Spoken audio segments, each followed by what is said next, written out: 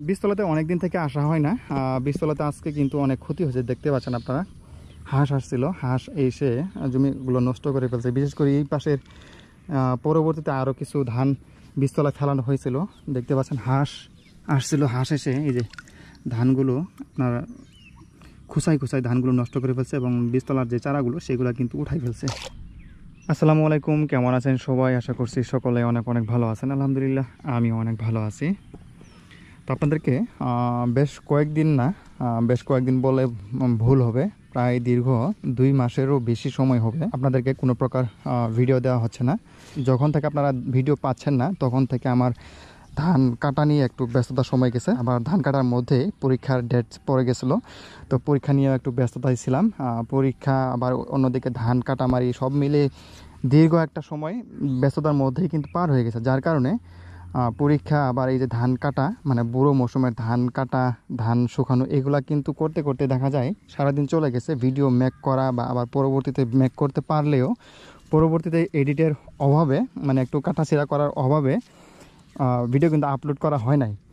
তো এরকমভাবে প্রায় এক মাস বেশি ব্যস্ততায় গেছে। আবার পরবর্তীতে আরও 1 মাস এমনিতে চলে গেছে, মানে কোনো ব্যস্ততা ছাড়াই কিন্তু চলে গেছে। মানে পরীক্ষাও শেষ, দেখা যায় ধান কাটামারি এগুলাও শেষ হয়ে গেছে, কিন্তু পরবর্তী সময়টা কিন্তু আর আপনাদেরকে কোনো প্রকার ভিডিও দেয় নাই।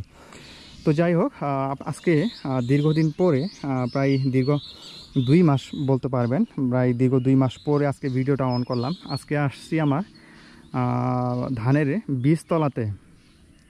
তো আপনারা হয়তো জানেন যে এখন আমন মৌসুমের সিজন। আমন মৌসুমের জন্য আমরা অনেকেই কিন্তু বীজতলায় বীজ বপন করে ফেলছি, আবার অনেকে হয়তো সামনে বীজতলায় বীজ বপন করবেন। আমরাও আরও কিছু ধানের জাত আমরা বীজতলায় বীজ ফেলবো। এখনও কিন্তু ধান ভেজানোই কাজ হয় না। আবার এইদিকে কিছু চারা কিন্তু বড় হয়ে গেছে।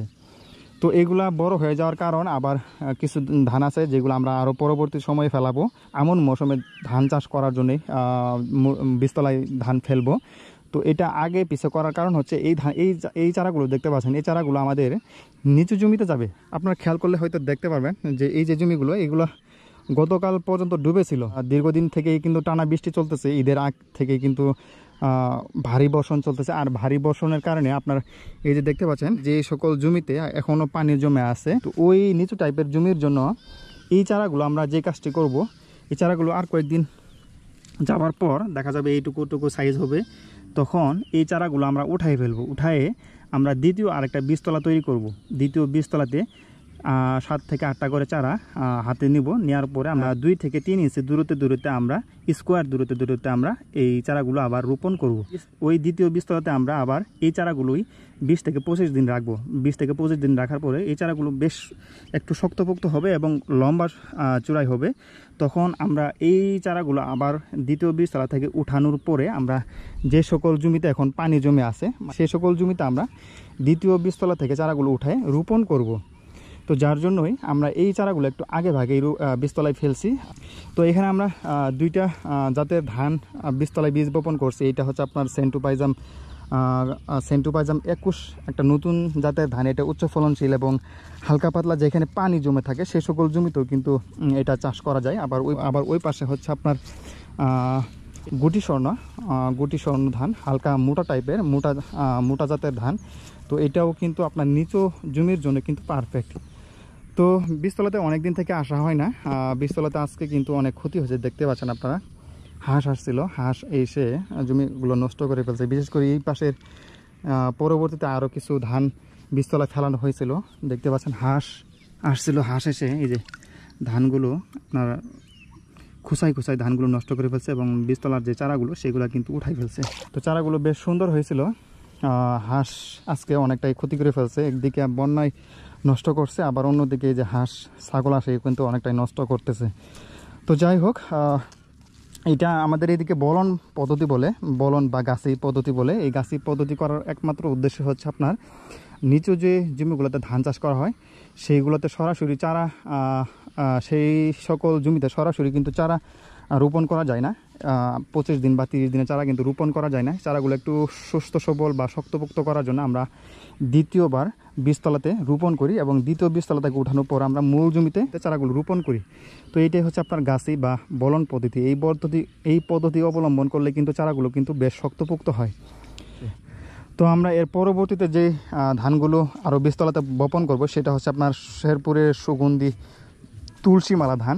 তুলসীমালা ধানের বীজতলায় বীজ বপন করব। তারপরে আপনার তুলসীমালা ক্রস আরও বেশ কিছু ধান আমরা দ্বিতীয় বীজতলাতে আবারও বপন করব। সরাসরি ওই চারাগুলো 30 দিন বা 35 বা 40 দিন হওয়ার পরে ওই সরাসরি চারাগুলো আমরা মূল জমিতে রোপণ করে দিব। মানে একটু উঁচু টাইপের জমি চারা রোপণ করলেও দেখা যায় সহজে বন্যার পানি কিন্তু উঠতে পারবে না বা বন্যার পানি কিন্তু ক্ষতি করতে পারবে না, যার কারণে আমরা ওই চারাগুলো সরাসরি মূল জমিতে রোপণ করব। আবার এই চারাগুলো দেখতে পাচ্ছেন, এইগুলো আমরা দ্বিতীয় বীজতলার আরেকটা প্রস্তুত করা হবে এখন, এবং 15 থেকে সর্বোচ্চ 10 থেকে 15 দিন পরে এই চারাগুলো উঠাই আমরা দ্বিতীয় বীজতলাতে রোপণ করব এবং ওইখানে আবার 20 দিন রাখার পরে মূল জমিতে এই চারাগুলো রোপণ করে দিব।